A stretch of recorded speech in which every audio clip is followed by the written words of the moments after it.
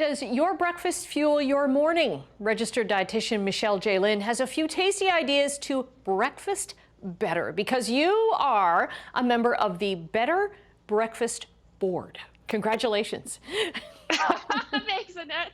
Yes, so the Better Breakfast Board is a team of dietitians, nutritionists, and chefs that have come together to help Ontarians breakfast better, and that is make a healthier breakfast that will fuel you and last you all morning until the afternoon. Right, so that we're, especially, this is really important now that so many of us are working from home or we're at home during the pandemic, because if you've got something that's going to fuel your whole morning, you're not going to go to the cupboard or to the fridge so many times after breakfast then, right?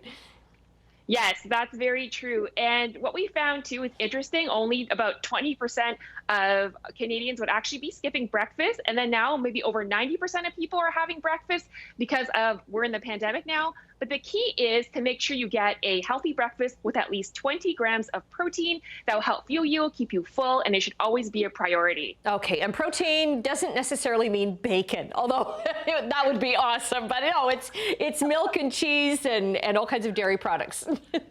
Yes, bacon is more of a weekend breakfast, right? Yes, yes, it's a treat. So I have this overnight oats recipe, and I call this my Power Protein Overnight Oats. And once you know the base recipe, you can customize it any way you want. So you start with a third cup of oats, you add 2 teaspoons of chia seed, and then I'm adding high quality dairy protein. So a third of a cup milk and a third of a cup Greek yogurt to give you that protein to fuel your day.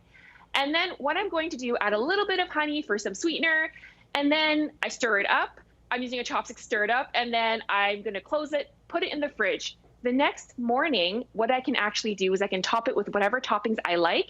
And this one is like my berry fresh one. I'm adding berries with it as well as nuts. And a little bit of vanilla extract will give it a little bit of flavor.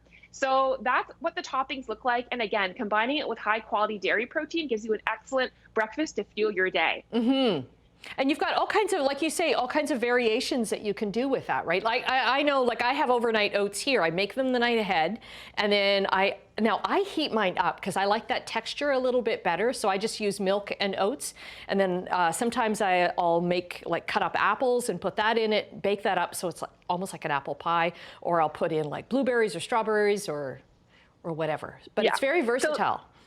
Yes, absolutely. And you know what? This is another way you can do chopped pecans with sliced apples and cinnamon.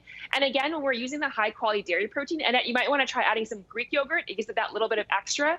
And we also know that dairy products are high in vitamin D, which is great for us. And we've noticed too with people with COVID who were hospitalized, they had lower levels of vitamin D.